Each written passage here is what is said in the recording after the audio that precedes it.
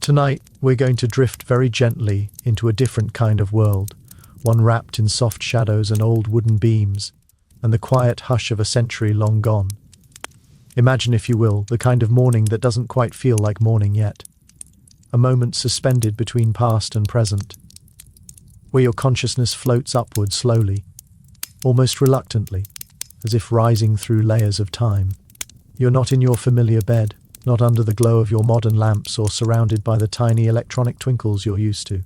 Instead, you gently awaken in a Victorian home, one of those beautifully crafted yet strangely hazardous spaces full of charm, mystery and dangers no one fully understood back then. It's the sort of place that looks elegant in old paintings but would be quite the surprise to actually live in. And as you settle deeper into your pillow and let your breathing slow, you'll find yourself sinking comfortably into this imagining, letting history unfold softly around you like a warm, heavy quilt. Before we step fully into that world, just let your shoulders drop a little, let your mind drift the way a feather moves on a slow, steady breeze. People all over the world fall asleep listening to these stories, at all kinds of hours. Late at night, early morning, or maybe during a quiet break in the afternoon. Wherever you are, whatever time it is for you, just take a slow breath in, and let each word carry you a little deeper into stillness. Tonight, we're wandering gently back to England in the 1870s, to a time where homes whispered in the dark and every room hid a story. And by the time we reach the end of this soft journey, you might be surprisingly grateful for the comfortable mattress beneath you now. So imagine this. You've just woken up, slowly, gradually, in a Victorian bedroom. Your eyelids flutter open, but instead of greeting the faint glow of streetlights or the tiny blinking lights of a phone charger or alarm clock, you're met with a darkness far heavier, far more complete. Victorian darkness isn't soft or kind. It's thick, almost touchable, because it isn't softened by electricity. There are no LEDs humming in the corner, no warm halo from a hallway light creeping under the door, just a dense, velvet black quiet that seems to stretch endlessly, wrapping the room in stillness. You shift slightly, and the mattress beneath you feels foreign, firmer, lumpier, with odd little patches that rise beneath the fabric. This isn't a cozy cloud of memory foam, it's horsehair, tightly packed into ticking fabric, mixed with straw that crinkles softly when you move. And here and there, you feel the unmistakable prod of a metal spring, one that's been slightly misplaced over years of use. Even turning over is a slow, careful act, because the bed responds with little creaks and rustles, sounding almost as if the room itself is clearing its throat after a long night. Then there's the air. It feels heavier than modern air somehow, colder and textured with scents from another era. There's the faint, lingering hint of wood smoke and coal dust, a whisper of musty fabric, and something warm and waxy from old candles. As you breathe in, you notice that when your exhale drifts upward, it leaves behind the tiniest cloud in the frigid morning air. The room is cold, truly cold dot in that deep, bone-settling Victorian way. Even wealthy households woke up to icy mornings because central heating didn't exist yet. Their world depended on fireplaces, and the one in your room is still dark and cold, waiting for someone else to bring it to life. And just then, through that thick quiet, you hear footsteps, light, quick, practiced, coming up the wooden stairs. The faint, wavering glow of a candle bends gently under the bottom edge of the door. Then the door opens with that unmistakable old wooden groan, and a young woman steps inside. She wears a plain black dress with a crisp white apron, her hair neatly pinned up in a style that takes time and effort even for early morning duties. She holds a candle, the flame flickering softly as the chilly air grazes it. She curtsies with a small but respectful dip of her head. "Good morning, ma'am," she says quietly. "It's 6. Shall I light your fire?" Before you even manage to gather your thoughts enough to answer, she's already moving gracefully across the floor toward the fireplace. She kneels, arranging kindling and adding small pieces of coal, her hands moving with the kind of efficiency that comes from repeating the same task every day, long before most people are awake. Within moments, a small fire begins to crackle to life, sending out gentle orange light that softens the edges of the room and takes just a little of the sharpness out of the cold. You can almost feel the room stretching awake with you, warmed by those first tentative flames. The maid then asks politely, "Cook says breakfast will be at 8, ma'am. Shall I prepare a bath this morning?" And at first that does sound pleasant. Warm water, a quiet soak, the kind of comfort that warms you from inside out. But Victorian bathing isn't exactly what you imagine. It means servants hauling heavy buckets of hot water up the stairs, one after another, sometimes dozens of them, pouring them into a freestanding tub placed in front of the fire. And then they would remain nearby as you washed, because modesty norms were strange and complicated, and because bathing required assistance. The whole idea feels more awkward than relaxing. You manage a soft "no thank you, just some water for washing, please." She nods and slips away briefly, returning with a porcelain pitcher and basin, steam swirling gently above them. She pours the hot water carefully, places a towel beside it, and asks again if you need anything more. When you decline, she curtsies and closes the door with quiet precision, leaving you alone with the fire and your thoughts. You pull back the weighty wool blankets and swing your legs over the edge of the bed. The moment your feet touch the floor, a chill shoots upward. Victorian floors were wooden, often uninsulated, and unforgivingly cold in the mornings. Scattered rugs help a little, but not nearly enough. You walk over to the washstand, and when you glance at the mirror, the glass gives your reflection a wavy, slightly distorted appearance. Victorian mirrors weren't perfectly smooth, and the world seen through them always appeared just a bit dreamlike, almost unreal. You splash your face with warm water, noticing the sharp, alkaline scent of the hard yellow soap nearby. Lye soap, strong, simple, and definitely not gentle on the skin. The fire offers a little warmth, but the chill still rests in the corners of the room like a stubborn guest. You turn to look for your clothes and find them carefully laid out on a chair, layers upon layers. Petticoats, a corset, a dress. Victorian outfits aren't something you slip into casually. Dressing is a process, an ordeal of strings and hooks and layers that demand time and assistance. Even the corset alone is nearly impossible to fasten properly without help. And then, practical as ever, your body reminds you that you need to use the bathroom. Except there is no bathroom, no modern ensuite, no private space with tiles and a flush behind a closed door. Just a chamber pot tucked discreetly under the bed. A very normal part of Victorian life, but a startling contrast to your modern expectations. You decide to dress first and search for a proper water closet afterward.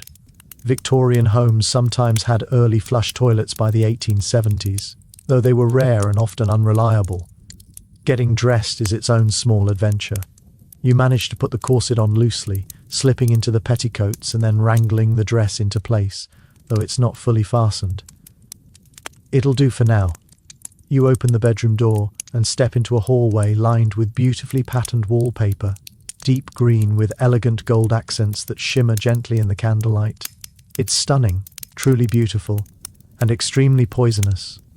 Victorians loved vibrant colours in their decor, and one shade especially, called Shields green or Paris green, was made using arsenic. It coated their walls, their curtains, even their clothes, releasing toxic particles whenever it became damp or warm. People would fall sick without ever realizing their lovely wallpaper was slowly poisoning them. You carefully avoid brushing against the walls. Not that you were planning to lick them, but still, best to play it safe. You head downstairs, the main staircase wide and ornate, built to impress guests. The back staircases, the ones servants used, were usually steep, narrow, and uneven, but you won't see those unless you wander deeper into the house. Down here, everything is designed for display, for elegance, for the illusion of perfect order. At the bottom, the entrance hall is dim, lit only by flickering gas lamps. Gas lighting was a modern marvel of the time, but it came with its own risks. Gas leaks, poor ventilation, the possibility of explosions. Homes back then were beautiful but often quietly dangerous in ways no one fully understood. A warm, comforting smell drifts toward you. Bacon, fresh bread, maybe even coffee. Your stomach answers with a soft, eager growl. You follow the scent to a morning room, where a small table is prepared with a surprisingly large spread. Eggs, bacon, sausages, fish, toast, muffins, jam. Victorians didn't believe in light breakfasts. They expected hearty meals to prepare them for long days. When a maid pours your coffee, it's bitter and strong, much harsher than what you're used to. Victorian coffee often contained additives, chicory, burnt sugar, even fillers to stretch the supply. The milk wasn't reliable either. It was sometimes treated with substances like borax to mask spoilage rather than prevent illness. You choose to drink your coffee black today. As you eat, your eyes wander across the room. Everything feels full of patterns, full of objects, full of life. Victorians adored collecting things. Every surface is decorated with knickknacks, photos, vases, small sculptures. Through the window, the garden stirs awake under the morning light, a gardener already tending the flower beds, possibly using arsenic-based insecticides without any idea of the risks. A maid asks softly, "Will you be receiving visitors this afternoon, Ma?" 2 calling cards have already arrived, but Victorian social customs feel overwhelming right now, so you politely decline. Instead, you decide a walk might be nice. Fresh air, away from wallpaper, infused with toxic pigments and the faint hiss of gas lighting. The maid asks if you'd like your walking costume prepared. Another reminder that even simple tasks required multiple outfits and multiple layers. You agree, accepting that this world has its own rules and rhythms. Victorian life, even in luxury, was intricate and demanding. You search for a water closet and eventually find a small room with an early flush toilet, a wooden seat, a ceramic bowl, and a chain overhead to release water from a tank. Plumbing was still evolving in this era. Sewer gases sometimes built up and caused sudden, dangerous bursts. Improvements were still to come. After washing up, you return to your room where the maid is waiting with your walking outfit. A dark blue ensemble with a fitted jacket, a bustle, and a long skirt that sweeps the floor. She asks, "Shall I help you dress, ma'am?" And you nod, because in this world, you won't manage it alone. The maid moves toward you with the same quiet, practiced grace she has shown all morning, and you feel her fingertips at the laces of your loosely fastened morning dress. With gentle efficiency, she eases the garment off your shoulders, folding it aside before turning her attention to the corset beneath. The air in the room seems to settle into a hush, as though even the faint crackle from the fireplace has softened itself in anticipation of the task. Then, with a steady pull, she begins tightening the corset properly, far more firmly than the casual, hesitant attempt you made earlier. You feel the pressure cinch around your waist, stealing a small gasp from your lips. "Not too tight," you manage to whisper, the words slipping out on an exhale that feels thinner than usual. She pauses, surprised by your request, but after a quiet moment loosens the laces just enough to allow your ribs a little space to move. Even so, the constriction remains unmistakably present. Victorian beauty standards treasured impossibly tiny waists, and many women submitted daily to the uncomfortable ritual of tight lacing, unaware, or perhaps unwilling to acknowledge, that such extreme compression could shift internal organs, restrict breathing, and slowly alter the shape of their ribcage. It was one of many invisible burdens woven into the fabric of everyday life during the era, accepted simply because it was expected. Layer by careful layer, the maid helps you into the rest of your walking costume. She slips a chemise over your head first, lightweight, soft against the skin, and designed to protect the outer garments from oils and perspiration. Then come the corset covers, petticoats, and stiffened skirt supports. More fabric accumulates around you with each passing moment, swishing faintly as she adjusts the folds and smooths the pleats.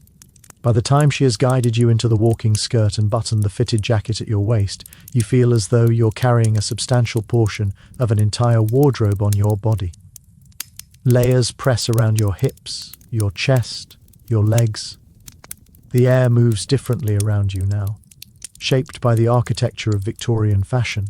She retrieves a hat next, small yet elaborately decorated, with delicate feathers arranged along the brim in an artful curve. "Your hat and gloves, ma'am," she says, as she presents the pieces to you with both hands. The gloves are supple kid leather, pale and smooth, the sort that must be kept meticulously clean. In Victorian society, no respectable lady would dream of stepping outdoors without gloved hands and a properly covered head. Appearances were a language of their own, and even the smallest deviation carried meaning. You slide the gloves onto your hands and settle the small hat onto your hair, feeling increasingly as though you have stepped into the carefully constructed world of a period drama. Except this time you can feel every layer, every stitch, every weighty piece of clothing pressing softly against your body. Then the maid places a parasol into your hand.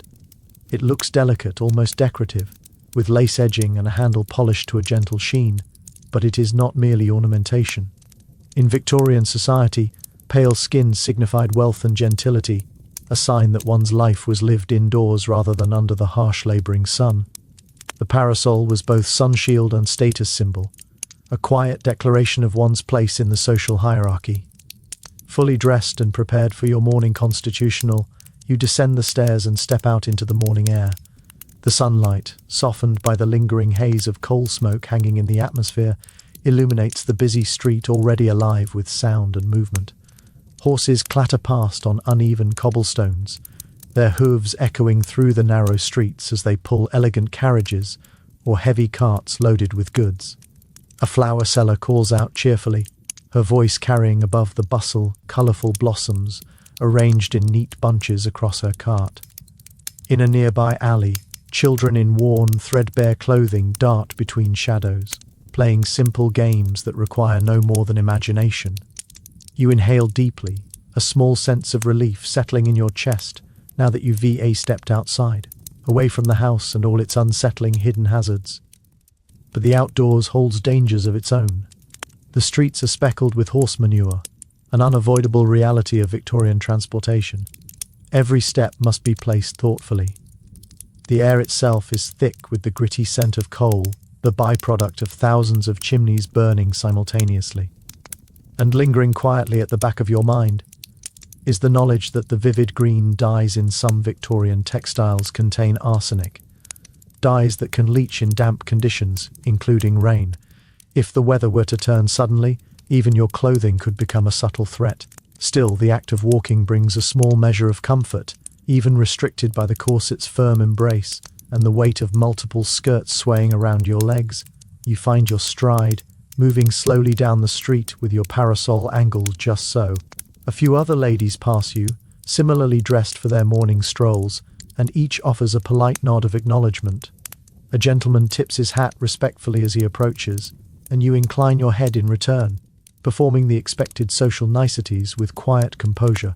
As you continue, your thoughts drift back to the many unseen dangers you've already encountered in just a few hours inside a Victorian home.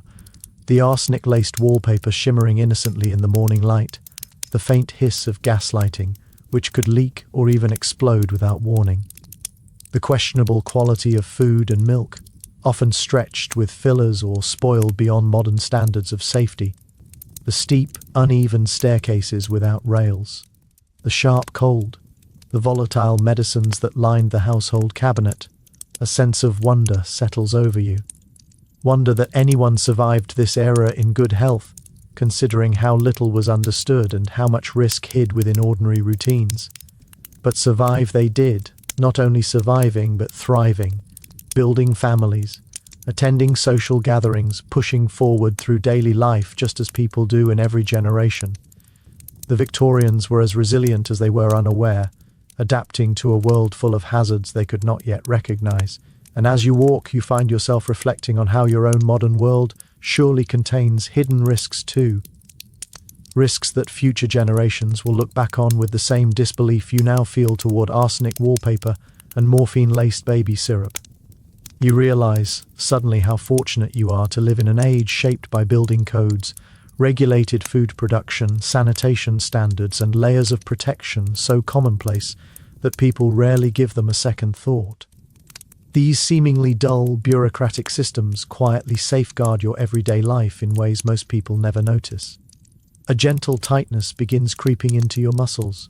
Corset fatigue settling inland, you decide to head back toward the house.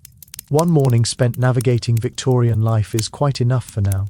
You turn slowly on the cobblestones, the parasol casting a soft shadow on the ground as you take each careful step.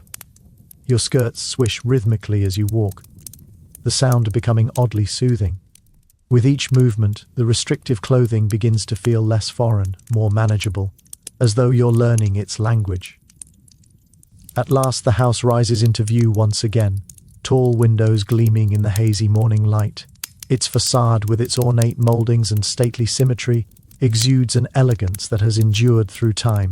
Even knowing the dangers lurking behind its beautiful walls, you cannot help but admire the craftsmanship.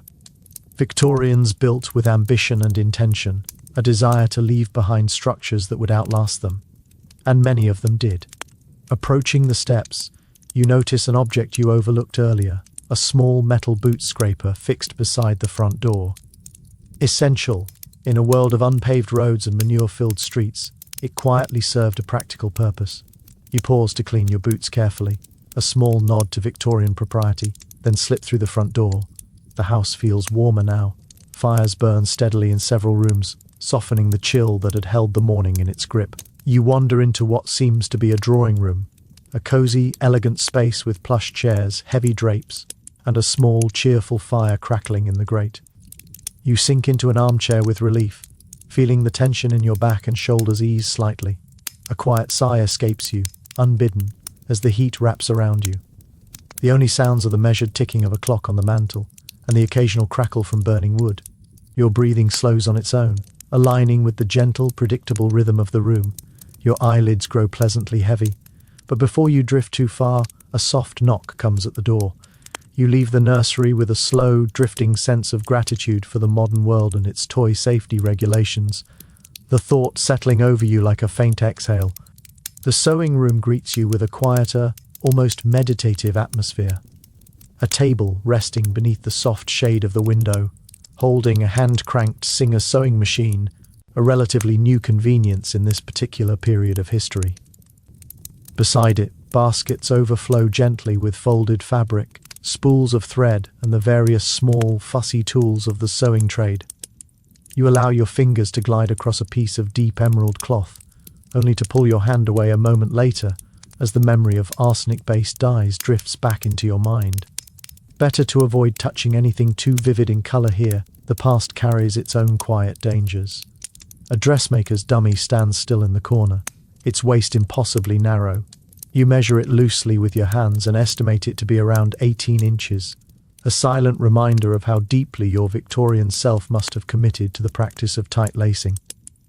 The window provides a clear, structured view of the back garden below, a formal arrangement of geometric beds, clipped gravel paths, and a modest fountain murmuring faintly in the chill air.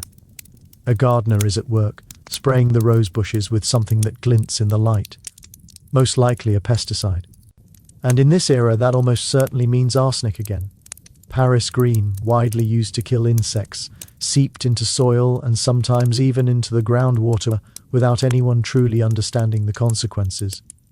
Turning away from the window, you feel a quiet heaviness settle inside you, a soft sense of overwhelm at these hidden threats woven through every ordinary object.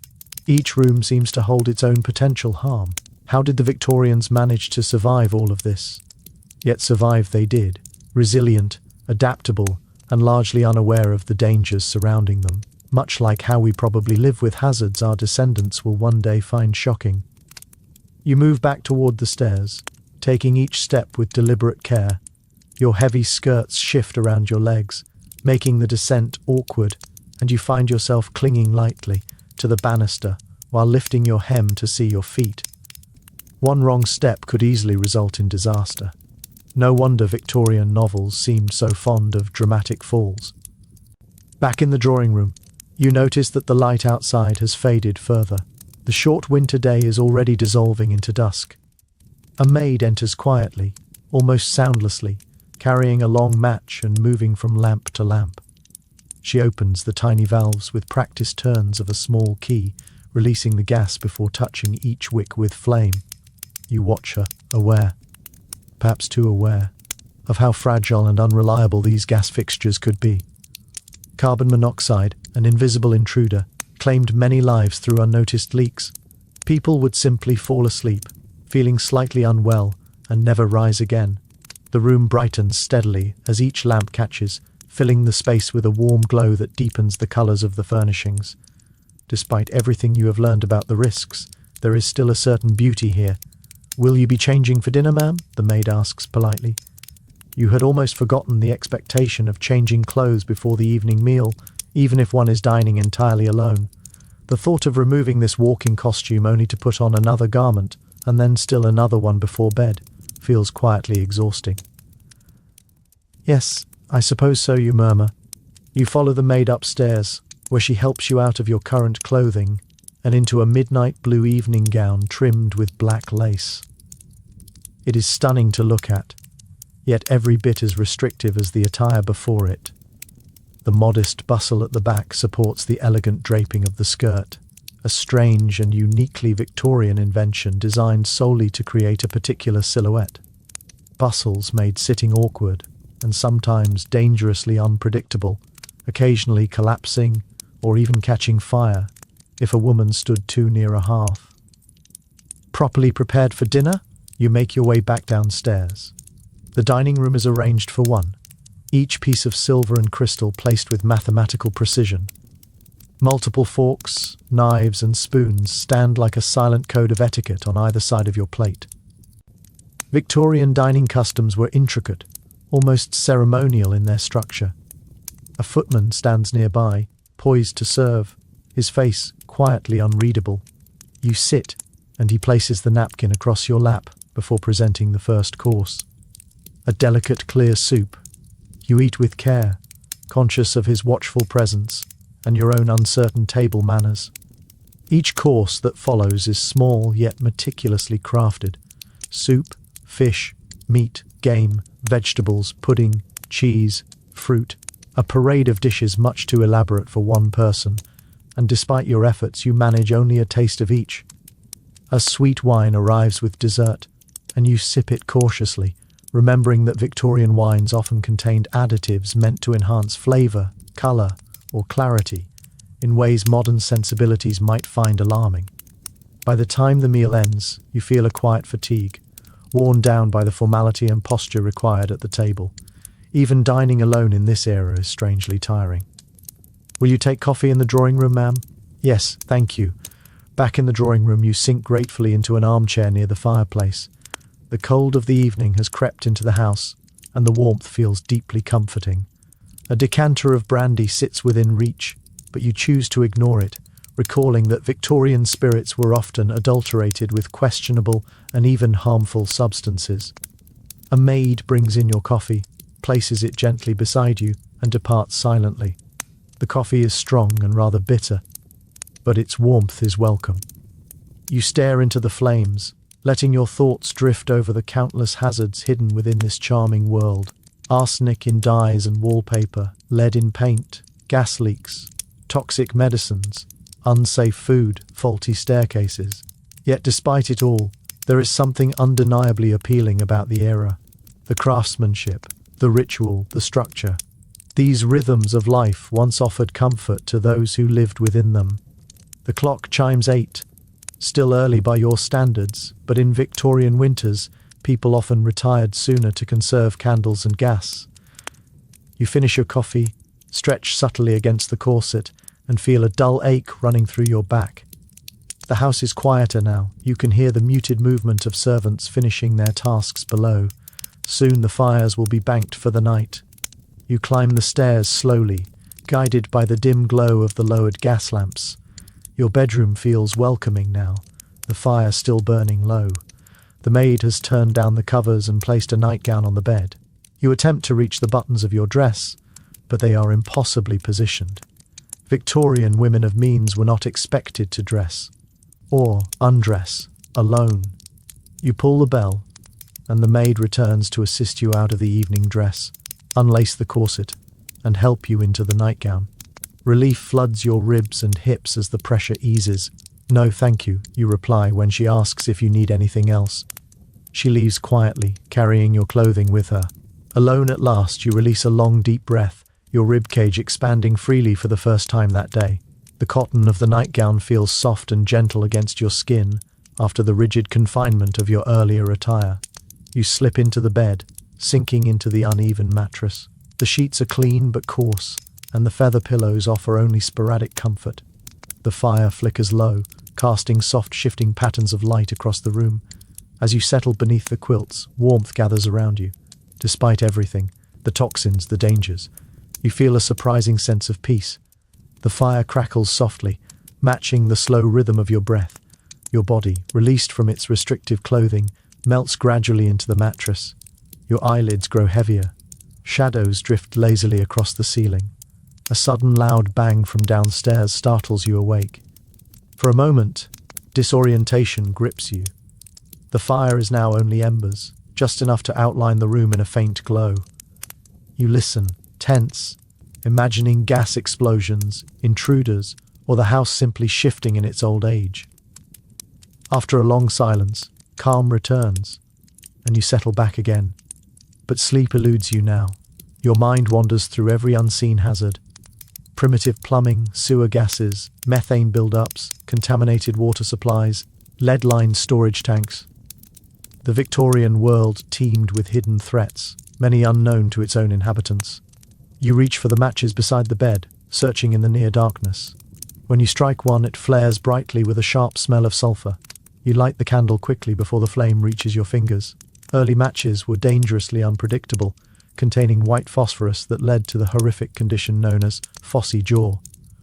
Workers who handled them suffered bone decay, glowing abscesses and eventual deformity. The candle glows softly now, casting delicate light across the room. Shadows ripple on the wallpaper.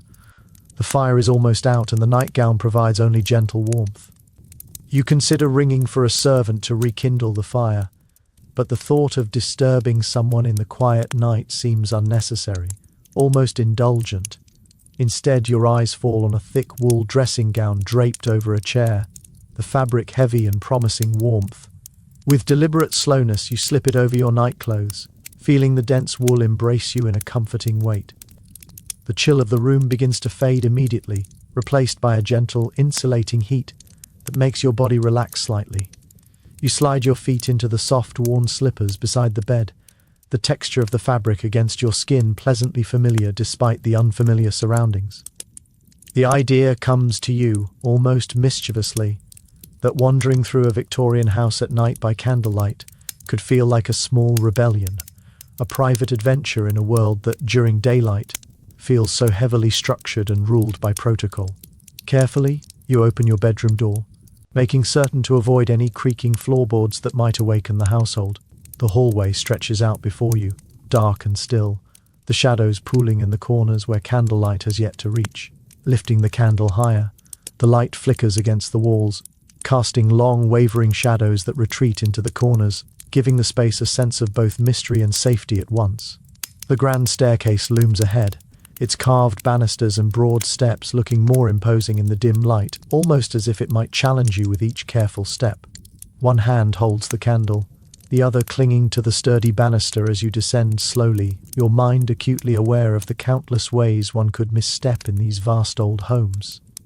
Household accidents were no minor hazard in Victorian times. Stairs alone were responsible for many injuries and even fatalities, a silent danger hidden in the elegance of domestic life. At the bottom of the staircase, you pause your gaze wandering along the familiar hallways now transformed by shadow. The drawing room holds little interest tonight, its warmth and familiar furnishings inviting yet unchallenging.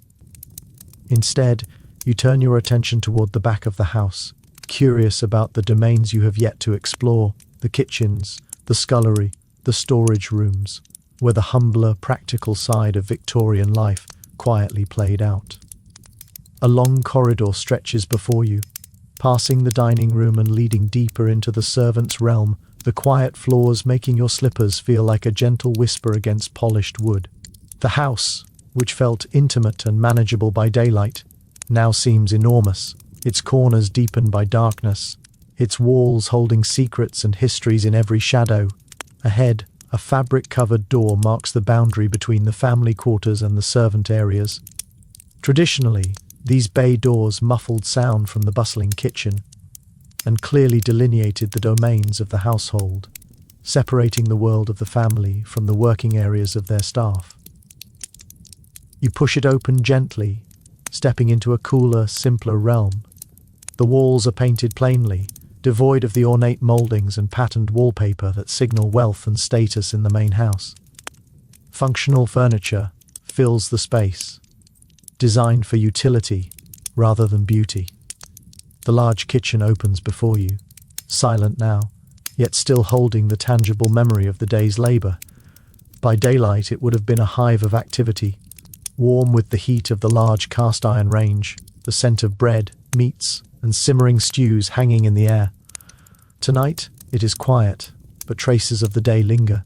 Copper pots gleam dully in the candlelight. A massive wooden table bears the scars of years of preparation, and the cold stone floor carries the faintest echo of footsteps that walked here earlier. You place your candle carefully on the center of the table and look around. Kitchens, the very heart of a Victorian home, were at once vital and perilous. Burns and scalds were everyday dangers for those who worked here, and the heavy cast-iron pots and open fires demanded constant vigilance. The coal fire of the range, banked now for the night, radiates gentle heat but could easily have been a source of injury or smoke inhalation during active hours. A sudden movement in the corner catches your attention and you freeze. A small dark shape darts across the floor, a mouse seeking refuge from the open expanse of the kitchen. Rodents were an ever-present concern, drawn to food stores and warmth, always evading detection despite the best efforts of the household staff and resident cats. A soft meow redirects your gaze, and atop a cupboard, a tabby watches you with quiet amber eyes. This cat, a working companion rather than a mere pet, is the silent guardian of the kitchen's order, keeping the mouse population in check with patient vigilance. Next to the kitchen lies the scullery, a room dedicated to the unglamorous, labor-intensive work of washing dishes and scouring pots. You step inside, noting the large stone sink beneath a window, its hand pump the sole source of water for endless cleaning tasks. No modern conveniences here. No taps with regulated hot or cold water. Everything is manual, demanding effort and endurance. You imagine the life of the scullery maid, the youngest and lowest-ranking servant, who would spend hours in these damp, chilly conditions. Her hands, perpetually red and chapped from the harsh lye soap and continuous immersion in water, were vulnerable to the winter's cruel bite. Chilblains were common, a painful swelling caused by the constant alternation between cold and warming, an invisible testament to the resilience required to survive even a day in service. You leave the scullery behind and continue exploring, finding a pantry tucked away, its shelves lined meticulously with preserves, dried beans, flour, and sugar. Lifting your candle higher, you examine the jars, curious about Victorian food storage and preservation techniques. One jar, filled with pickled vegetables, gleams under the candlelight. The metal lid, sealed with lead solder as was customary, hints at the hidden hazards the Victorians unknowingly endured. Chronic lead poisoning from such containers was common, causing fatigue, irritability, and abdominal pain that were often misattributed to other ailments. Another shelf holds bottles of sauces and condiments, including the iconic Worcestershire sauce. These items, beloved for their flavor, harbored unseen dangers. Without refrigeration or modern preservatives, bacteria could thrive once a bottle was opened, turning a staple of the Victorian diet into a potential risk. The low burn of your candle reminds you that it is time to retreat. You leave the pantry, your curiosity tempered by the slow, creeping realization of how many invisible hazards permeate even the mundane spaces of this home. Passing back through the kitchen, your attention is drawn to a collection of flat irons resting on a shelf. These solid metal implements, heated over the range, were the predecessors of modern irons. Heavy, scorching, and entirely dependent on skill, they were both tools and potential sources of serious injury. You reflect on the laundry maids, whose work with boiling water, caustic soaps, and mangles demanded both endurance and caution, as a single lapse could crush fingers or cause chemical burns. Even the simple act of keeping clothing presentable was fraught with hidden perils. With the kitchen and pantry behind you, you push open the bay door back into the main house, the contrast striking. Here, the ornate family spaces with their gilded moldings, plush carpets, and decorative wallpaper feel almost like a different world from the functional servant quarters. The hallway clock shows that it is just past midnight, the hour often whispered about in Victorian superstition. Ghosts, spirits, and the unseen were thought to wander during this time, and spiritualism enjoyed a surge of popularity among the upper classes. Even the Queen herself had consulted mediums after the death of Prince Albert, seeking comfort and counsel in the unseen. You ascend the grand staircase carefully, candlelight flickering across the walls, elongating your shadow in surreal shapes. The staircase, built to impress visitors in daylight, is transformed in the dim, wavering light into something more formidable. Each step requires concentration, your hand gripping the banister, your feet lifting carefully beneath the folds of your dressing gown. Halfway up, you pause to catch your breath, noting the weight of the wool and the lack of modern fitness conditioning imposed by your Victorian diet and lifestyle. Tight corsets restricted breathing, rich foods burdened digestion, and vigorous physical activity was discouraged, especially for women. Victorian medicine offered little more than tonics, rest cures, and odd devices such as electric belts, all with the promise of health, but little understanding of the actual causes of ailments. At the top of the staircase, a soft whimpering halts your progress. Following the sound, you find yourself back in the nursery, the room you had explored earlier. The door is ajar, and inside, a small figure sits up in bed. A little girl, perhaps 5 or 6, her long dark hair spilling across her nightgown, gazes up at you with wide, uncertain eyes. "Mama," she whispers, voice small and hesitant, a revelation that your Victorian self has a child, unseen during the day. "I had a bad dream." The simplicity of her fear tugs at your heart. You move closer, placing the candle on the bedside table and settling at the edge of her bed. "It's all right," you murmur softly, your voice a steady comfort in the dim light. She accepts your presence with complete trust, the small body beneath the covers relaxing against yours. You smooth her hair back gently, noting her warmth, slightly higher than usual, perhaps signaling the ever-present worry of fever in children of the era. "Would you like me to stay until you fall asleep again?" you ask, and she nods, curling back into the thin covers. The bed, an iron frame with a simple mattress, speaks to the Victorian philosophy of simplicity and discipline in child-rearing, even for the wealthy. Toys are minimal, furnishings practical, comfort secondary. Sitting quietly, you watch the candle flicker, shadows dancing softly across the room. The child's breathing slows, rhythmic and steady, her small hand finding yours. You hold it gently, feeling the warmth and softness of her tiny fingers, aware of the steady pulse beneath paper-thin skin. The world outside the nursery seems to fade as you sit in quiet vigil, the rhythmic breathing and gentle candlelight creating a sense of calm, almost hypnotic peace. Slowly, your own body begins to mirror this stillness. The tension of the day, the unfamiliarity of tight corsets and heavy clothing, gradually melts away. Minutes pass, the candle burning lower, the light dimming further as you sit in companionable silence. The soft hush of the house at night, the distant settling of old timbers, the faint murmur of wind outside, all contribute to a feeling of serenity, a lull that is almost meditative. Your breathing slows to match the child's, deep and even, a natural rhythm emerging in the quiet of this Victorian household. The weight of responsibility, the day's exploration, the awareness of countless hidden hazards. All of it fades as you focus on the simple act of presence, of holding a hand and watching over a sleeping child. A gentle hand touches your shoulder, pulling you from your reverie. Your eyes flutter open, momentarily disoriented, the darkness of the nursery now familiar. The quiet of the house at night, the warmth of the dressing gown, the soft glow of the candle, and the rhythmic breathing of the child beside you create a cocoon of calm. Here, even amid hidden dangers and archaic practices, there is a strange comfort, a slow, peaceful rhythm that invites the mind to let go and drift, to sink into the quiet and the soft, enveloping world of a Victorian night. You remain seated on the edge of the child's narrow bed, your posture slumped with fatigue, though you do not immediately realize how long you have been there. The candle you brought earlier has burned all the way down, leaving only a faint curl of smoke drifting from its extinguished wick. Yet the room is not dark.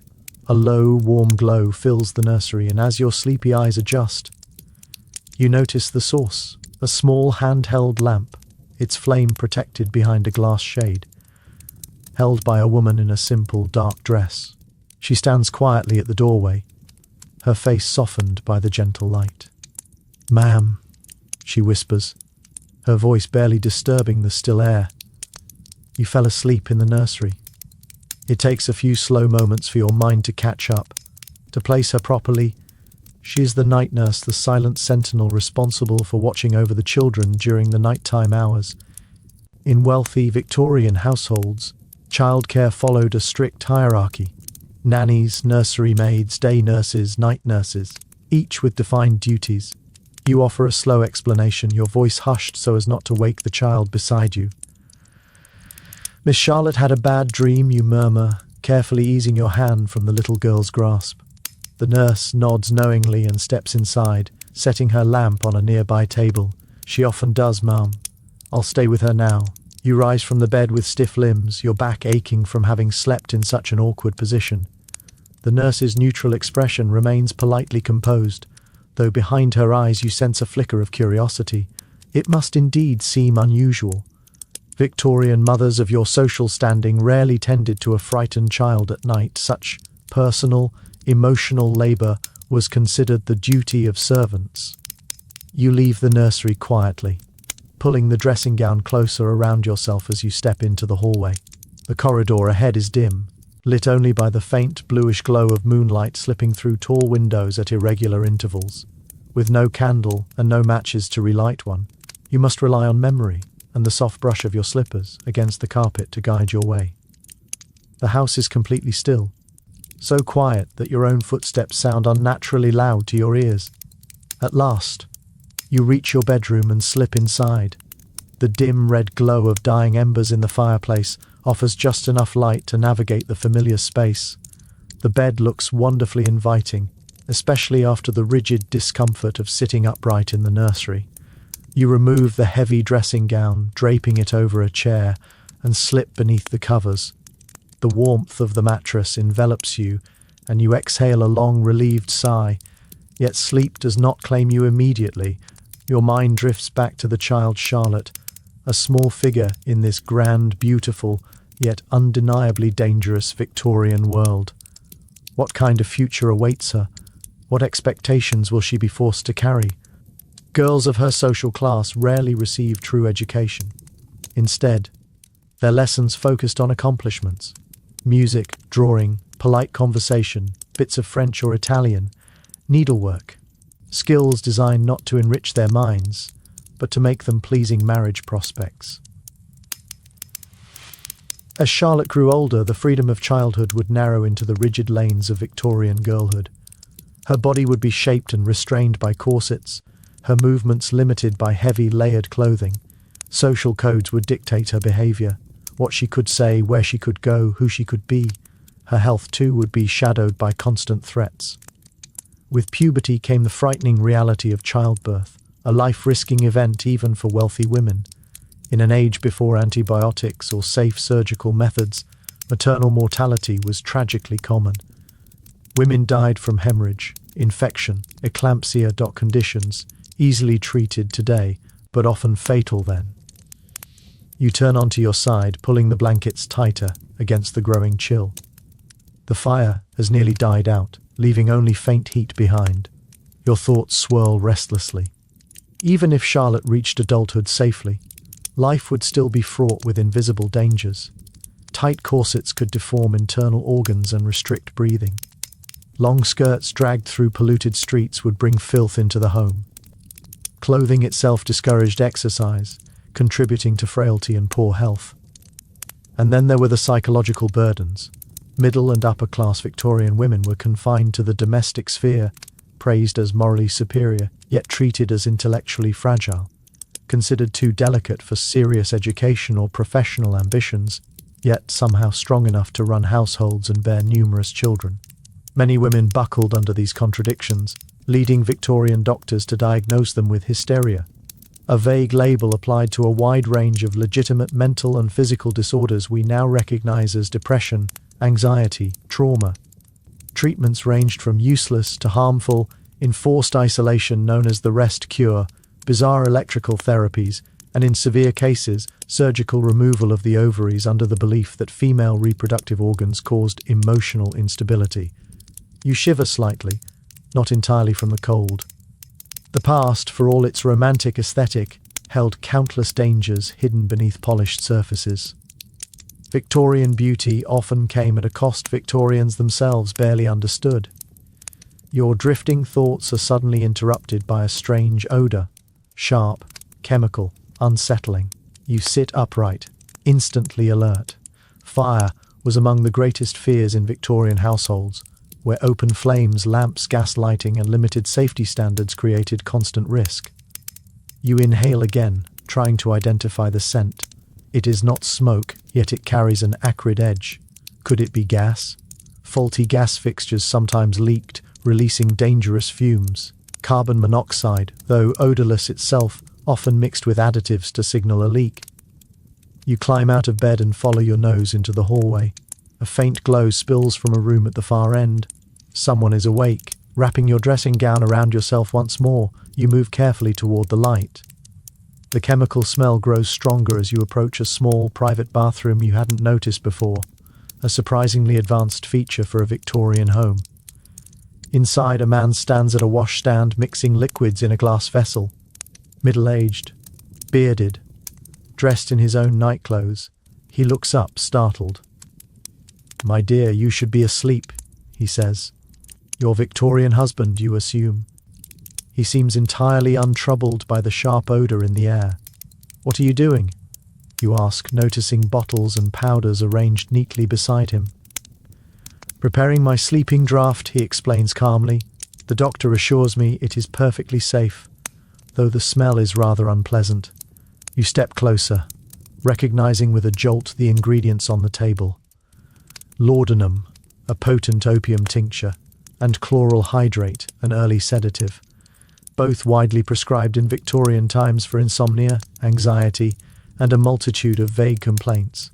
Both dangerously addictive. Mixed improperly, they could be lethal. Chloral hydrate especially earned a grim reputation. Dissolved in alcohol, it became the infamous knockout drops. "Does it help you sleep?" you ask quietly. He nods. "Most effectively, though it leaves one quite foggy in the morning. A small price for rest, I suppose. Modern medicine at work." You watch him measure out his dose, dilute it with water, and drink it quickly, grimacing at the taste. "Vile stuff," he mutters. "Now, back to bed, my dear. No need for us both to lose sleep." He extinguishes the gas lamp and retires to his separate bedroom, a common arrangement among wealthy Victorian couples, leaving you alone in the dim hallway. Troubled, you return to your own room. How many Victorians slowly poison themselves under medical supervision? Laudanum addiction was rampant, especially among women prescribed opiates for female troubles. You slip beneath the covers again, feeling the room's cold press against your skin now that the fire has died completely. The wind outside rattles a loose window frame. Victorian winters were bitter, and even well-to-do households relied on fireplaces that often failed to heat entire rooms. Servants endured far worse. Cramped attic quarters with minimal heat, rising before dawn to coax warmth back into the house. Their wages were small, their hours long. Victorian society accepted such inequity as natural, a rigid hierarchy that shaped every part of life. You curl deeper beneath the blankets. Despite everything, something about this world still pulls at you. The craftsmanship in everyday items, the slow pace, the structured rhythms of daily life. Yet you know you would not want to remain here, not with arsenic in green wallpaper, lead in paint, opium in medicine, contaminated water, and countless hidden hazards. Your thoughts drift to your modern home, with its alarms, safe materials, and protections born from centuries of painful lessons. The wind rises again, the house creaks in response. Old buildings always make such sounds in the night. Wood shifting, stone cooling, beams adjusting. Beyond the walls, the Victorian city sleeps under gas lamps, their soft glow catching on cobblestones. A constable passes on his patrol, checking doors, listening for trouble or signs of fire. Inside, the household slumbers in its separate layers, the family in comfortable bedrooms, the servants in sparse attic rooms, the kitchen cats stalking quietly for mice. Fires reduced to embers allow the winter cold to creep back in. Soon before dawn, servants will rise to rekindle them, beginning another day in this elegant yet hazardous home. Wrapped in heavy quilts, you finally feel your body surrendering to sleep. Your last hazy thought is of Charlotte, resting peacefully under the nurse's watchful care. What future awaits her in this beautiful, perilous Victorian world? The question dissolves as sleep enfolds you at last. You replace the photograph carefully and continue exploring the study, moving with the slow, unhurried rhythm that seems to settle over every corner of this Victorian house. The room feels almost suspended in time, preserved in the quiet stillness of a world that existed long before the conveniences you once took for granted. The faint scent of old paper and polished wood hangs in the air, a smell both soothing and slightly melancholic, like the memory of a place you have never quite known but somehow recognized. The bookshelves rise around you like silent sentinels, their leather-bound volumes arranged in orderly rows, each one carrying the weight of knowledge and opinions from a century and more ago. You move your fingertips lightly across their spines, feeling the texture of embossed titles worn smooth by years of use. Everything in the room speaks of discipline, of order, of a life defined by quiet labor and intellectual expectation. The desk, too, sits with an air of seriousness, its surface meticulously arranged. Papers squared into tidy stacks, pens aligned beside the inkwell, and the blotter resting precisely where it ought to be, as though your Victorian husband has only just stepped away and might at any moment return to his work. The photograph you set back in its place seems to linger in your mind, the solemn expressions of your Victorian family fixed forever in that still moment. Their faces give nothing away, yet you cannot help wondering what stories hide behind those unsmiling mouths, what dreams or fears filled their lives. You take a slow breath, letting the quiet of the room settle into you. The soft ticking of a distant clock somewhere in the hallway echoes faintly through the wooden walls, blending with the muted hush of the winter morning outside. The study feels insulated from the bustle of the household, a pocket of calm where time stretches out gently, like a long exhale. Victorian homes were full of such spaces, rooms that reflected not only the personalities of their occupants, but the strict social order of the era, where each chamber had a purpose, a role, a defined place in the rhythm of daily life.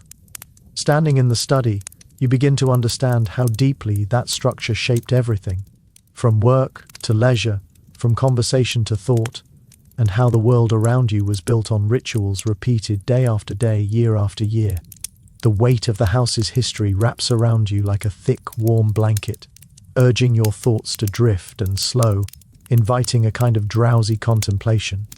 For a moment you simply stand there, letting the stillness seep into your bones, feeling yourself becoming part of this quiet Victorian morning. Breakfast, morning calls, luncheon, afternoon visits, dinner.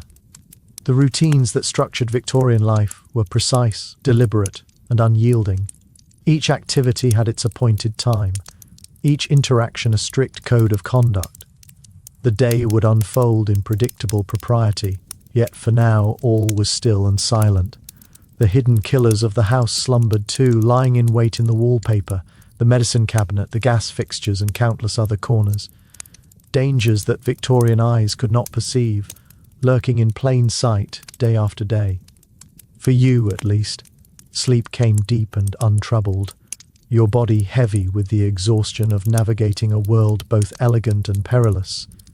Muscles gradually surrendered to the mattress, the tension of a day spent amid unfamiliar customs melting away beneath the comforting weight of the quilts.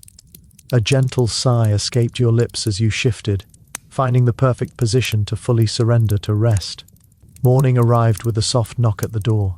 The room was already bright with winter sunlight streaming through drawn curtains. The maid stood patiently, her presence quiet yet firm, the crackle of the rekindled fire lending warmth to the bedroom. "Good morning, ma'am," she said with a graceful curtsy. "It's 7, Shall I bring your morning tea? Still groggy from the deep Victorian slumber, you nodded, grateful for the familiar ritual. The maid withdrew, leaving you to stretch lightly against the pillows, taking in the room with fresh eyes. In daylight, the Victorian bedroom revealed itself in all its intricate detail, the fine craftsmanship of the furniture, the subtle floral and geometric patterns of the wallpaper, the small ornamental objects arranged with deliberate care. Beauty mattered here. Even everyday spaces were adorned with items designed to elevate the domestic environment, a testament to Victorian taste and their devotion to artistry in the ordinary. The maid returned promptly with a silver tray, bearing a steaming teapot, a delicate cup and saucer, and a small plate of thin, unbuttered toast. She poured the tea with quiet precision, the amber liquid releasing a comforting aroma. "Will you be wanting a bath this morning, ma'am?" she asked. You considered the logistics. A Victorian bath was no small matter, requiring several buckets of scalding water, hauled from the kitchen, and the careful filling of a portable tub. The effort of the household staff significant indeed. "No, thank you," you replied. "Just washing water will be fine." She nodded and returned shortly with the familiar porcelain pitcher and basin. The ritual of morning ablutions began again, cloth-washed skin instead of showers, a boar bristle brush, and tooth powder replacing modern toothpaste. Each movement, each action, was deliberate, measured, a small meditation in itself. Between washes, you sipped the strong tea, the heat seeping into your chest, a comforting reminder that some pleasures remain constant across the centuries.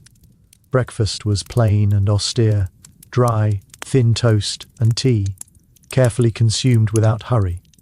The Victorians rarely indulged in heavy morning meals, believing moderation essential at the start of the day. Yet even this simplicity carried unseen risks. One could scarcely ignore the possibility of lead leaching from solder in the teapot, or the subtle toxins in the fabrics that surrounded you. Small differences, yet they highlighted the contrast between modern safety and Victorian assumptions. As you finished, the maid returned to help you dress. Today's choice was a simpler morning dress, still requiring the constriction of a corset, but lighter in layers and trimmings than yesterday's walking costume. The intricate garments of Victorian women dictated posture, movement, and social presentation, teaching patience and endurance through daily wear. Properly attired, you descended the staircase to find the house alive with activity. The gentle clatter of dishes from the kitchen, the measured footfalls of servants, and Charlotte's cheerful voice echoing from the morning room. There she was, Charlotte, seated primly for breakfast, under the watchful eye of her stern nanny. The child's face lit up at the sight of you. "Good morning, Mama," she said, her voice sweet and earnest. You returned the greeting, and the nanny, observing the formality expected of the household, gave a respectful nod. Miss Charlotte had finished her lessons for the morning, she reported.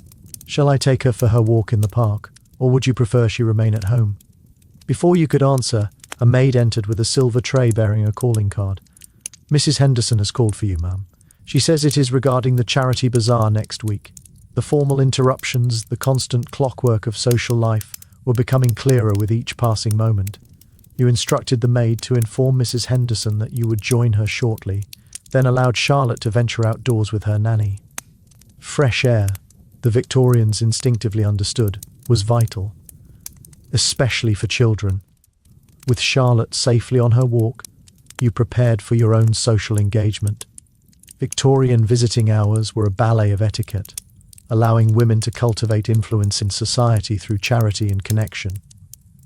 You entered the drawing room to find Mrs. Henderson waiting, a plump middle-aged woman in elaborate attire. "My dear Mrs. Wallace," she exclaimed, rising as you entered, "how well you look today. I've come about the flower arrangements for the bazaar." And so the conversation began. Chrysanthemums, seasonal availability, symbolic meaning, arrangements for a charitable cause. Flowers were more than decoration. They were a silent language, a coded communication in an era of strict social proprieties. An hour passed in discussion, weaving in local gossip, mutual acquaintances, and the minutiae of Victorian social life. You felt mentally taxed by the vigilance required. Always polite, always attentive, carefully measuring tone, gesture, and expression. When Mrs. Henderson finally took her leave, you opened the window to dispel the stuffy air. Outside, the winter day shimmered with activity. Ladies in walking costumes, gentlemen in top hats, servants hurrying along, children with hoops and sticks, carriages rolling over cobblestones. The city itself was a chaos of sound, smell, and motion, a reminder that order within the home was a precious commodity. Seeking more insight into your Victorian life, you discovered the study at the end of a short corridor, a handsome, masculine space, dark and austere, with oak furniture and rich wood paneling, a counterpoint to the pastel florals of the family rooms. Here, you examined books on law, history, natural philosophy, and classical literature. The papers and letters on the desk spoke of your husband's career as a barrister, providing glimpses into the rigid intellectual and procedural world he navigated daily. A silver-framed photograph captured your Victorian family, yourself, the bearded husband, 2 young men in late adolescence, and little Charlotte at your feet. The solemnity of the photograph, the impossibility of a smile for long exposures, reminded you of the era's formal customs, even in personal mementos. Carefully, you replaced the photo and continued your exploration, absorbing the textures, smells, and rhythms of a world both beautiful and fraught with hidden dangers. A globe stands in one corner, its surface glossy and worn from years of study. The British Empire spreads across it in vivid pink, asserting dominion over continents and seas, a testament to Victorian pride in exploration and conquest. Nearby, a display case catches your eye, filled with geological specimens, crystals that glint in the fading light, fossils that hint at prehistoric life, and unusual rocks arranged with meticulous care. The Victorians had a deep passion for collecting and categorizing the natural world, seeing in it a reflection of order, logic, and human understanding. Scientific classification was almost a moral endeavor, a way of imposing structure on the chaos of the unknown. Yet even here, in this seemingly safe, scholarly sanctuary, danger hides. The taxidermy birds perched on the mantelpiece, so lifelike in their frozen poses, were almost certainly preserved with arsenic. The mineral specimens, dazzling as they are, could contain toxic substances, cinnabar, mercury sulfide, or realga, and arsenic sulfide. Even the books surrounding you may harbor unseen hazards. Some Victorian bindings used arsenic to create bright green pigments, and certain papers contained dangerous chemicals in their fibers. In this house, it seemed, nothing was entirely benign. Every object, every convenience, every luxury carried the possibility of harm. It was a sobering realization about the cost of progress. Innovations arriving before their dangers were fully understood, beauty and utility shadowed by hidden risk. A soft knock at the door interrupts your thoughts. The maid stands waiting, ever polite and precise. "Lunch is served, ma'am," she announces, "and Miss Charlotte has returned from her walk." You thank her and make your way to the morning room. The meal is simple yet inviting. Cold meats, fresh bread, cheese, and fruit laid out on a neatly polished table. Charlotte sits primly, her cheeks flushed from the winter air, her outdoor clothes removed. "Did you enjoy your walk?" you ask, taking a seat beside her. "Yes, Mamma," she replies, her tone polite and deliberate. "We saw the band in the park, and Nanny bought me a hot chestnut." Street vendors selling roasted chestnuts were a fixture of Victorian winters, their warm scent a small comfort against the city's chill. The treat is fleeting yet grounding, a shared moment of pleasure, even for children from affluent households. Charlotte eats daintily, her posture perfect, her hands positioned precisely on her napkin. Victorian children, especially girls of her class, were expected to emulate adult behavior, internalizing rules of etiquette from the earliest age. You watch her, noting how carefully she navigates her meal, and reflect on the lessons she's learned. "What did you practice this morning?" you ask, genuinely curious. "Scripture and French, Mama," she replies, "and I practiced my scales on the pianoforte."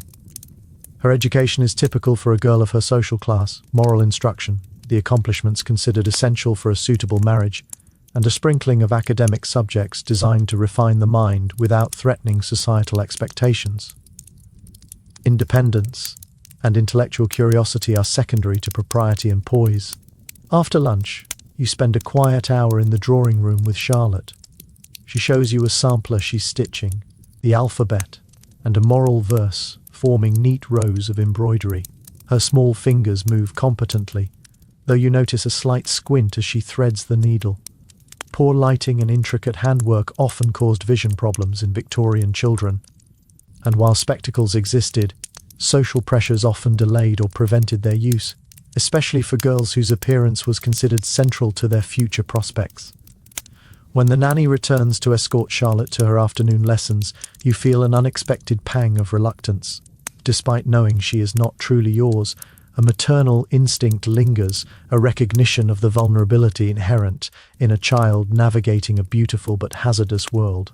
The house falls silent once more, and the afternoon stretches ahead, empty but for the quiet ticking of the mantel clock. You decide to write a letter, a quintessentially Victorian pastime for women of your station. At the small writing desk, you find pens, ink, and stationery, tools that demand patience and concentration. Writing with a dip pen requires skill. The nib must be loaded with the correct amount of ink, applied at the right angle, and refilled frequently. The act is meditative, a contrast to the hurried typing or swiping of modern life. You compose your letter to a fictional friend, chronicling your observations, noting the hazards and pleasures of Victorian life, cataloguing everything in ink that will soon dry into permanence. As you write, a sense of unreality grows. The Victorian world around you feels simultaneously vivid and dreamlike. The weight of your corset, the scratch of the pen nib on paper, the faint ticking of the clock, all seem amplified, hyper-real, yet distant. When you set down the pen, the winter light outside is already fading, the shadows lengthening across the room. Soon it will be time for tea, then dinner, then another night in this strange, beautiful, perilous household. A sudden dizziness washes over you, forcing you to steady yourself against the desk. The room seems to shimmer, colours blending and tilting unnaturally. Is it coal gas from the lamps, lead from the pipes, arsenic from the wallpaper, or some other invisible hazard? The drawing room blurs, tilts and folds around you. You close your eyes, and when you open them again, you are lying down. Not in the Victorian bedroom with its firm horsehair mattress, but in your own modern bed. Reality floods back. You are home in the 21st century. No gas lamps, no arsenic wallpaper, no dangerous stairs. Your house is equipped with smoke detectors, carbon monoxide alarms, circuit breakers, childproof locks, and lead-free paint. Innovations designed over decades to protect lives often born from the tragedies of the past. You reach out to your bedside lamp and click it on. The soft electric glow illuminates your familiar room. No risk of fire, no chemical hazards, no servants required. The contrast between Victorian peril and modern safety is stark. You settle back, grateful for your comfortable mattress, clean water, and tested food. Medicines are regulated. The air is free of unseen poisons. Every modern convenience represents a triumph of knowledge and precaution over the hidden dangers that once lurked in even the most elegant homes. Your eyelids grow heavy. The weight of your blankets cocoons you, the hum of your heating system creating a gentle white noise. The rhythms of the Victorian household fade, replaced by the quiet, controlled serenity of modern life. Your muscles relax completely, from your feet to your shoulders, your neck, your head resting perfectly in the pillow. Sleep claims you without hesitation, and as you drift off, your mind floats between worlds. The beauty and artistry of the Victorian era, its hidden hazards, and the comforting security of the present. In dreams, Charlotte smiles without fear, the drawing room glows safely, and every exquisite object is free of poison. Here, at last, the knowledge of progress and protection allows for true, untroubled rest. Sleep deepens, breathing slows, peace envelops you entirely.